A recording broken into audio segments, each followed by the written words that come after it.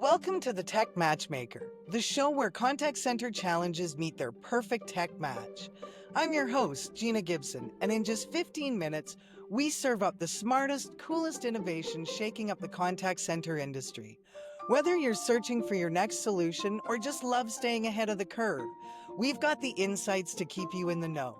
Let's dive in and discover what's next. I promise you, it's going to be fun.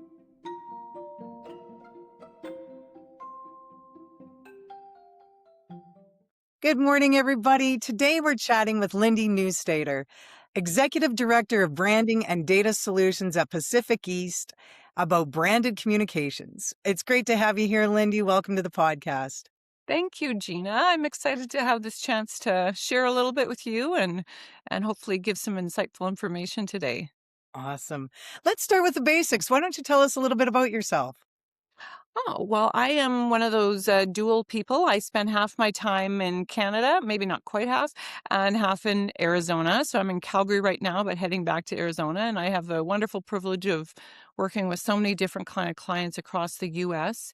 And so that takes me into wonderful different, into the areas of that country, which I love. And, you know, my I think blessing in having this type of a role is that I get to meet so many really cool people and be in their back room, so to speak, to help them solve some of their big issues, and I thrive on that, and that's what I think keeps me going every morning. I'm always excited to be a solution provider, but more importantly, someone who can really solve big issues for people, even though, oftentimes they don't know the issue until it bites them. And so we're there to help quickly. And it's just been a pleasure. And right off the top, I'll share something that was super cool recently. I had a client say to me, just recently, actually sent an email and took the time, which, is always wonderful when they do that. And they were just saying, in this world of automation and submitting a ticket and, basically just fighting to try and get answers for issues and problems. He said, you're one of, if any, he said, well, you're one of the few and really the only vendor or supplier that we work with that actually responds and actually spends time with us and actually, works hand in hand with us. And he said, I just need you to know that's such a rare entity in today's world. And I know, Gina, you're you are also built from that same cloth of getting rolling up your sleeves and working hard to solve clients' issues. And so that was really wonderful to hear recently. And sometimes we need that little remembrance that our job is a people job. Absolutely. It must be our Canadian roots, Lindy. Yeah. um, Go ahead into giving us your Pacific East elevator pitch. Okay. Well, Pacific East has been a wonderful, very respected company that's been around for over 35 years. And they've been really a leading and I think exemplary source of contact data verification solutions. So I always like to say, if anybody's going to find you the right contact data, to cleanse your client base, your member base, your patient base, it's going to be us. They have a plethora of repositories to get people the right phone numbers, right emails, all the things. And on top of that, some really enrichment stuff that includes like age and deceased contact data.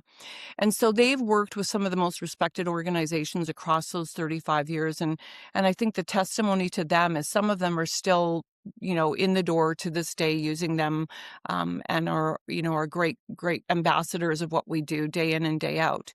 So with that kind of platform and that being our core legacy business, 5+ years ago, a lot of our clients were having issues with, saying, well, I don't know if our contact data is any good because nobody's answering the phone or, nobody's even answering emails.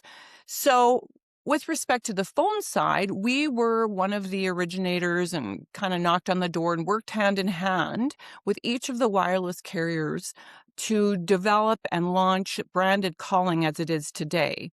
So thankfully, because our core team has such a long telecom history, we got to bring that to life. And we've since been, I think, uniquely, there's so many different solutions that are popping up in that space that are kind of half-baked, I'm going to say very generically, and that really aren't the ticket to solving the issue, which is the spam tagging issue and the branding issue. And we can brand across all carriers. Our secret sauce is really about the fact, again, that we have such solidified and strong relationships with each of the carriers and their analytic providers that we can get the job done and get those numbers remediated, because branding isn't a get out of jail free card.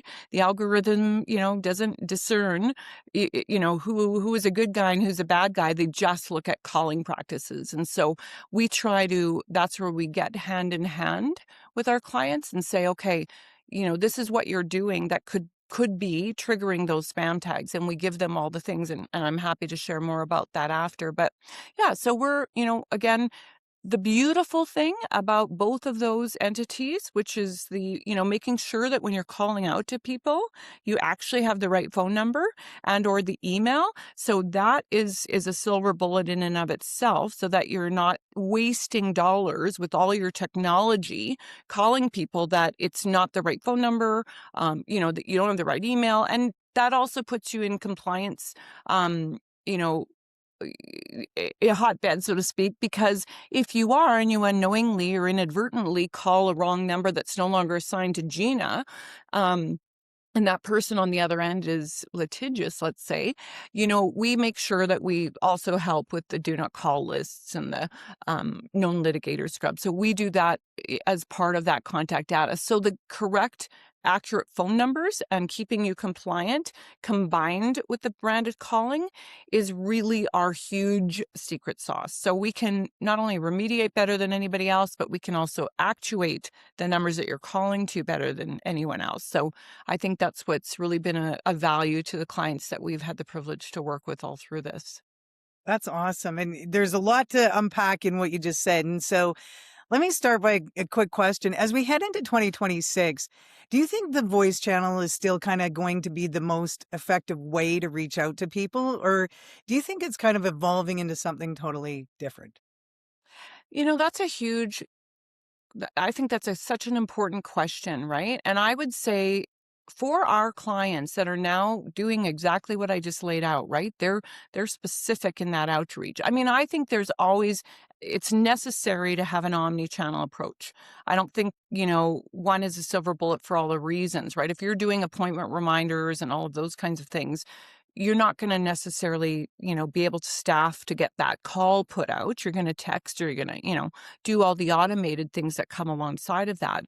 But when it is a race to get to that customer for whatever that is, like a healthcare situation or all the things, the best and most successful way, and to have that meaningful, hopefully ROI conversation, right? Whether I'm going to engage you for the first time or whether I, need to give you some critical, health results, the call will always be valued. And similar to what I said about that client, mentioning that what a unique thing that there's actually a human that's willing to work with me and help me.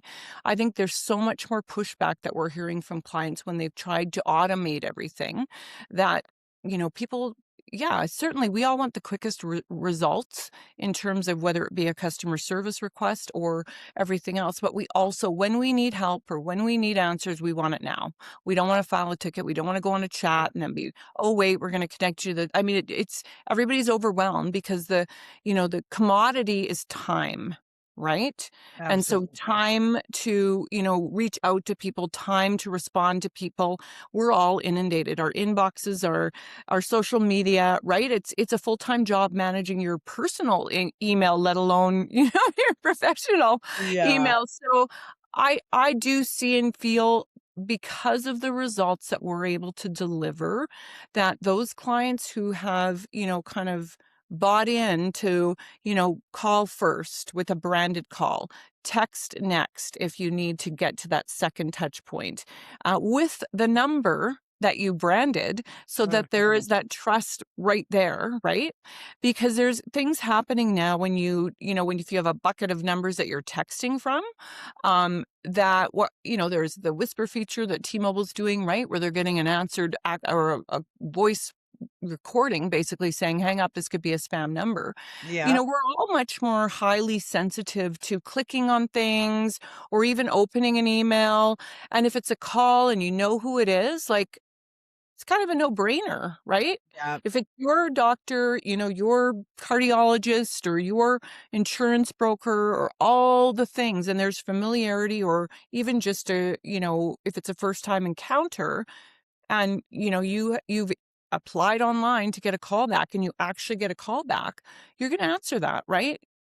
Well, it's funny because I was thinking like there's something that happens psychologically when you see a familiar brand name, right? Like that, just like you were saying, it's, oh, I know this person, or it's the comfort and it's that trust that actually comes out there. But you've talked a little bit about brand delivery. Can you explain for the audience, like how does it actually work, and how does it work natively across the different carriers so that it doesn't require any other additional work from our customers, right? So as a customer, what do you do and how does that work for them so it's not an additional step? Yeah, and that's often one of the first questions we get asked, right? Like, what does the integration look like? Like, because we're often, working with the IT team, and part of it is, oh, we've got all these other things we have to basically, onboard and integrate. And we're like, no, this is simple. Other than signing the paperwork, which is really the most difficult part, right? The client will give us their phone numbers. And then after we've, done all the due diligence on our side to verify that that company is who they say they are, and then we load their numbers at how they want them branded, 32 characters, to AT&T, T-Mobile, and Verizon, and then off we go. It's 24 to 48 hours to get live and going on T-Mo and Verizon. It's AT&T is a longer process, but it's 5 to 10 days often to get that rolling. And then there's, after that, it's wonderful. We have a portal. They can view all their total calls per number, per brand. They can see answer rates from one of the carriers. Then we take over that piece, right? So in that next step, that's where our job is, to be monitoring their numbers, because like I said earlier, branding isn't a get out of jail free card. So if we have a healthcare provider and they're, doing mobile care, let's call it, or home offices or all of that, and they need to call you to get your gate code, and they're calling you more than 2 times because you're not answering, or they're saying, I think we have the wrong, so oftentimes there's those types of calls. Number one, they're probably calling after state legislated call times. Number two, they're calling you more than once because you're not answering for all the reasons, and that person is there to, whatever the purpose is. So if we see that one of our clients' numbers is going hot on whichever carrier, then we're able to fix that. Prior to the new advent of what we're doing for AT&T, that would even still for a branded customer, because the enormity of calls that we're getting spam tagged on AT&T, because their algorithm is much more aggressive and erratic than the other carriers often. It would take us, it would take us a few days to get that cooled off, right? And back to functioning again. And not always, but there were sometimes, from the standpoint of the analytic provider for AT&T, it took time because of the volume of calls that they were remediating because of their algorithm. So now with our new processes, a new, I'll call it red phone that we have in that situation, we're able to, like, we just had a huge group of numbers for a few number of different clients, and they were remediated in 2 hours. I'm not going to guarantee Wow. that, because that doesn't Yeah. always happen. It was like a woohoo moment. I was like, oh my, that was woohoo. But it happens. And now we're seeing it quicker and better. Like it's, it can be 24 hours depending on when that ticket goes in on our part. But nonetheless, what's happening is there's so many other, we'll call them, old school or alternate solutions that a lot of, if dialer platforms or software platforms or AI platforms are using to solve the spam tagging issues, and they're cheaper, right? So they feel like they'd be a good fix. So they're going to swap out numbers as soon as they tell them one of their numbers is hot. And so, but that swapping out and switching numbers actually creates more spam tagging for that company. And so that whack-a-mole, as I call it, it's an endless cycle. And the poor team that has to, if it's the contact center team or the IT team that has to try and navigate that, that's a huge time suck for them, right? It's almost impossible to win that game. And those Band-Aid solutions that were all that we had prior to branded calling. They can work momentarily, but again, it doesn't help the reputation of those numbers stay clean. And more than ever, we're seeing that even in those situations where we know that those clients are doing things that the algorithm will say bad actor, right? Like I Mhm. mentioned, calling, um, those things are happening, and we're able to fix it. And so that to just take that huge, pain point off their plates is worth it's truly a game changer for them for all the reasons. And you've mentioned a couple of times, part of your differentiator is that you're the best at remediation. And talk a little bit about that and any other differentiators that makes you unique in the environment. Because there's, like you said, you're not the only one. There's cheaper ones coming out now, and people are believing, hey, we can just write a bot to do this and it'll take Mhm. care of it.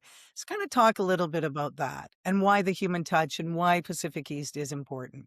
Yeah, good question. And I think with respect to obviously the bad actors are really good at working through these same solutions also. And unfortunately, we're not allowing them to brand. That's part of our due diligence at the front end, right? To make sure that, this company is who they say they are. So that often, is one differentiator, right? Is that we are making sure that the good guys have a good path to get their calls through. But, with respect to like what we do in the back end, the carrier algorithms are always changing. Like really, even just this week, Verizon has ramped up again for some reason, right? And so we're on top of that. And that's the difference too with a lot of the other I'll call them more automated solutions that even come. So we'll have we'll call them different kinds of dialer platforms, right? And they're using various other solution providers. Some cannot brand on all carriers, some cannot remediate on all carriers. So that in and of itself is our biggest differentiator. Mhm. And then secondly, it's a two hop thing for a lot of them, right? We're the direct conduit to those analytic providers for our customers. So, if they're working through a software provider, let's call them, a dialer platform, whatever it is, and there's many out there. And that's the thing. We are platform agnostic. We have clients who use all, you name them, we have clients using them. Everything from a Ring Central to a Nice to a 5.9. And those, some of those have solutions around the branding or the remediation, but they're not encompassing all of the necessary, uh, fixes, let's say, to keep this clean and moving smoothly. And we are basically, you've employed us to make sure that we are on it. And that's where our portal comes in. But we like our clients to not have to worry, right? And don't have to, continually, pick up the phone. And if they do, we're quick to respond and say, we're working on it. We already we're already on it, right? Like Right. we know. Yeah. So Yeah. I think, that's the secret sauce again, is that we're on it. It's not perfect. And if anybody claims it's perfect, it's not. We Yeah. deal with it's a, evolving industry in terms of the branded calling. But I think, if it's like everything, ironically, you pay what you get for, right? Yep. And certainly there is a value to knowing that your numbers are hot, and there's organizations and platforms out there that can tell you your numbers are hot. Um, but then again, you're going to solutions that may worsen the problem. And that is, I think it's trial by error. I think a lot of clients who've been there, done that, finally they're pulling their hair out and they're going, this is, I can't, like, this is too much, right? Yeah. We got to hire 2 full-time people to just deal with, working around this and buying more numbers and swapping out numbers. And, there's so many strategies now that we work with clients on, just even in that realm. Like I said, like, I think our 1-2 punch with having the contact data, one of the big triggers for the algorithms is if clients are calling, because the algorithms from the analytic providers, they put in numbers that they know are not allocated to someone. So if you unknowingly, like I've said before, call a number and you've got a huge member list that you've been tasked as as a healthcare provider, for example, to call out on. And if only 50% of those contacts have actually been, verified that they are, that's Gina's number and this is her email, we get consistent reports that, oh my gosh, like 50% of those 100,000 members, we couldn't even reach because we didn't have the right phone numbers, but they've tried them and they've tried them repeatedly until they finally figure out. But in that process, they have now created, that their numbers are coming up on the bad list because they're Yeah. called unallocated numbers. So for us to be able to do that with an API and append the phone numbers to get them the accurate phone numbers, in that instance, wow, right? Yeah, We exactly. Depending on the budget, I mean, if they have, if they're just cleansing X records per month or whatever, then we do a batch file, right? And we turn that out around and, as quickly as possible, often in 24 hours. So we don't want them to be stalled in the process. But that is, there's other things that now are happening in this world, like, if you're calling and you're not connecting the call, that's also going to trigger a spam tag, right? Okay.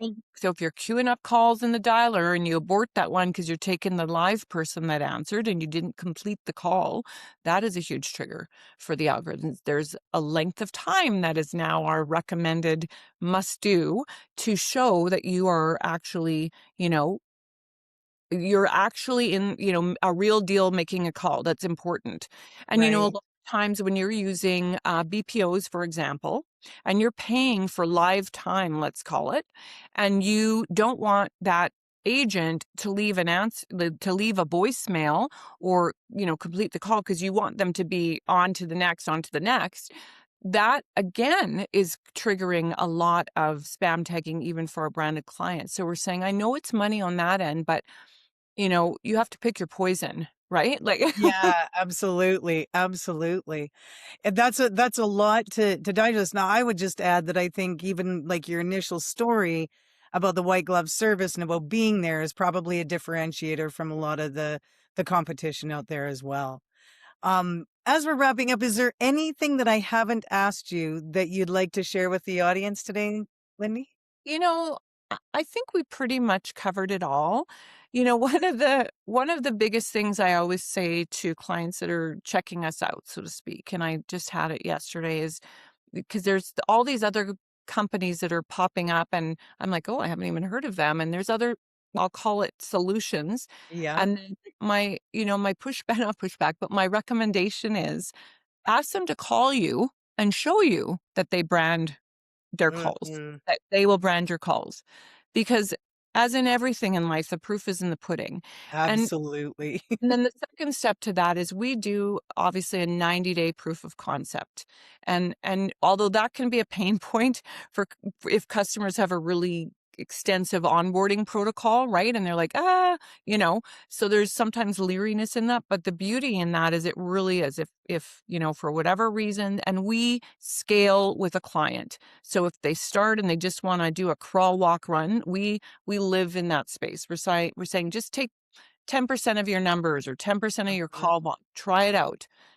Do the apples to apples comparison just in that way. And then once you see, we're giving you a 200+% increase in your answer rate. We always say at a minimum 20%, but we're seeing ginormous, increases like 200% increases in answer rates if they're doing all the things. They've got the right contact data. They've got the branded calling solution. We're remediating their numbers swiftly. They can have tremendous results. So, you know, proof in the pudding, Yeah. do take advantage of the POC, scale it at a price point, a number volume, and that's the other thing. Half the time, they were using 1,000 numbers and they cut that down to 50 numbers because we were able to keep their calling, operational and functioning. So there's savings if you do it the right way. Yeah, I love that. To wrap up the podcast, Lindy, I've always been a fan of James Lipton, and so we do a little bit of rapid fire to end it. So, what's your favorite word? beauty. What's your least favorite word? Ooh, pain. And what excites you the most? Uh, people. I love people. I love that. Lindy, if somebody wants more information on using Pacific East and the benefits, who should they reach out to?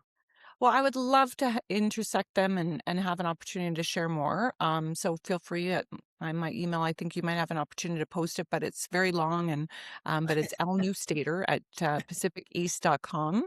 You can find me on LinkedIn under Lindy Neustaedter. And we've got some great blogs that really, I think, even better provide some of those nuggets that get you the success you need across all our solutions. And we're thrilled at any time to pick it up and help out and scale with them to give them a really great outcome. Excellent. Thank you so much for being our guest, Lindy. And thank you for joining us. It's been very informative, and I really appreciate your time. Thanks My so much. pleasure. Thank you for having me.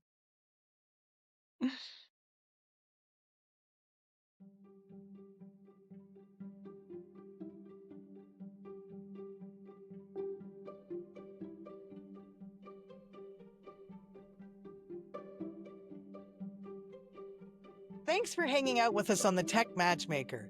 I hope today's spotlight sparks some fresh ideas and real solutions for your contact center. Want to dive deeper into the tech we featured? Hit up the show notes for all the links and extras, and be sure to subscribe so you never miss an episode. And if there's a challenge you want us to tackle, don't be shy, reach out. I'll catch you soon with more innovation, more use cases, and more ways to keep your business moving forward. Stay curious, stay bold, and keep exploring what's next.